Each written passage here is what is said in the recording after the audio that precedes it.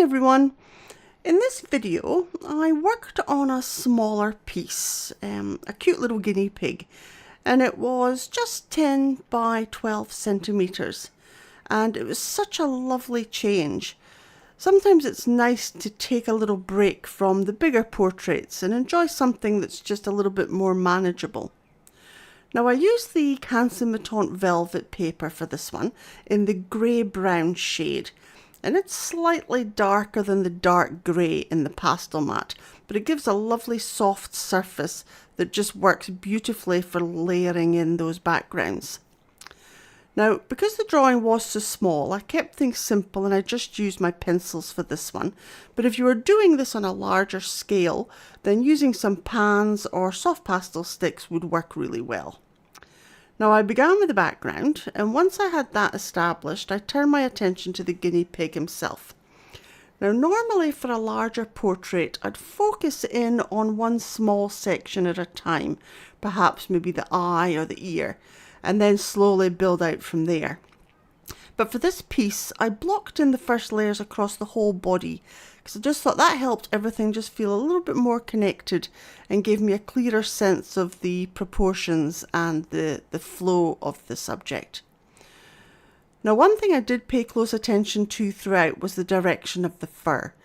Even though some parts of the reference, especially the back of the guinea pig, was slightly out of focus, it was still important to follow the natural flow of that fur. That soft sort of sweep of the fur going over the shoulders or wrapping around his little tummy can really suggest volume and roundness. It's amazing what a simple change in stroke direction can do to bring out the form of your subject.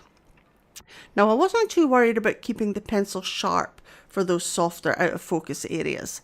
A slightly blunter tip actually worked in my favour there, keeping a lovely softness to it. I kept my grip loose, letting the pencils just sort of skim over the paper.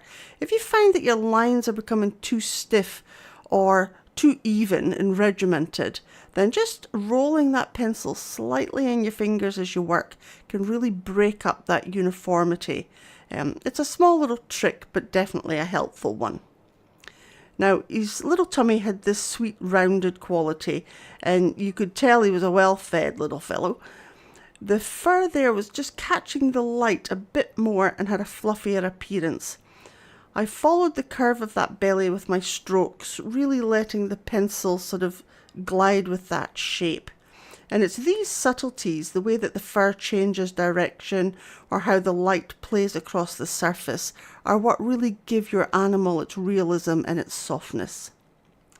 Now, throughout the piece, I tried to stay mindful of the contrast, the lightest lights and the deepest shadows, and that's where the shape is formed.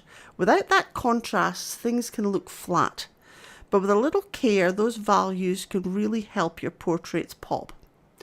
Now, because the piece was small, I didn't have the luxury of multiple layers in every area. On a bigger piece, I might build up 5 or 6 layers in that fur. Here I had to be a little bit more selective, and that meant that each mark had to be more intentional. I made sure to leave space for those darker hairs where needed, and I paid close attention to where those hairs changed direction or their length. It's worth remembering that fur isn't all one length or texture. Like around the belly, the strokes grew longer, and around the face and mouth they were shorter and finer. And it's those subtle changes that really help bring your portrait to life. Now, once I'd finished the first sort of pass, I added my depth with the darker sort of shades. But instead of guessing, I took little moments to step back from my drawing and really look at it. It's so easy to fall into bad habits, repeating the same marks or forming unintentional patterns. When we pause and assess from a distance, those things become easier to spot and correct. Now, bringing in the lighter hairs next, I sharpened my pencils a little bit more and placed those highlights carefully. These weren't just random lines, and they were reflections on where the light naturally touched the fur. And even then I didn't overdo it. Suggesting texture is often more effective than trying to map out every strand. And there was also warmer tones in areas like under the chin and around the ear. So I softened those in gently, almost like a glaze. It's not about scrubbing in your colour, but rather letting it sit on top in a delicate layer. The goal was to warm up that fur just a touch without losing the textures underneath. Now at times I did return to the midtones just to sort of unify a section or to calm something down that just felt too sharp. The one thing I do find helpful was softening the edge of the guinea pig's body into the background. Now that transition is really important. If those edges are too harsh, the subject can look like it's being sort of cut out and stuck on the paper. To avoid that, just pull out a few strokes into the background and use either a Q-tip or a colour shaper just to blur them just enough just to soften that line. It just really helps ground the subject and gives that little illusion of atmosphere. Now I waited until I'd done the wooden plank and the feet were finished before completing the bottom fur. Now that allowed me to pull longer strokes over the top and make them look more natural. It's always best to think of what sits above what when you're layering fur so that you get it in the right order, because that also will always help with your realism. Now before I finished the piece, I took a little bit step back one more time because I think that final look always reveals things that you didn't see up close.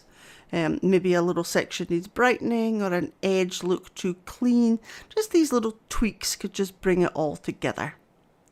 Now in some places I did soften sections that I'd sharpened earlier. I also corrected areas where I'd actually created a bit of a halo, that thin sort of unnatural line that just sort of goes round your subject. And it's a common thing that happens when we're adding highlights. But the fix is simple. Just pull the background gently into those areas again, or rework the fur to blend it better. And it's all part of that back and forth process that makes pastel pencils so enjoyable. Now another lovely thing about this piece was how peaceful it was. Small drawings just have a charm of their own, and they're less about scale and more about presence. And even though I couldn't fit every detail in, I focused on capturing the character of this little guinea pig, and sometimes that's all you need. And if you're an absolute beginner, I just want to remind you that don't feel that you've got to match your reference image perfectly. Realism isn't about copying every single hair. It's about capturing a sense of the softness and the warmth of the subject. So focus on your subject and just draw what feels right for you. Now, as I wrapped up this piece, I found myself thinking about how rewarding these smaller studies can be. They might not carry the grandeur of a full portrait, but they hold their own little kind of charm. They offer a way for us to practice without the pressure, to refine our techniques and to explore our style. So if you enjoyed this video, don't forget to give it a like and a thumbs up. It'll really help me grow my channel. And if you'd like to see more tutorials like this, be sure to hit that subscribe button. And if you'd like to draw along with me in real time with step-by-step guidance, the full tutorial's available inside my Whiskers to Wildlife Academy. I'll leave a link for that below the video, so feel free to check that out. So anyway, thank you so much for watching, and I will catch you in the next one.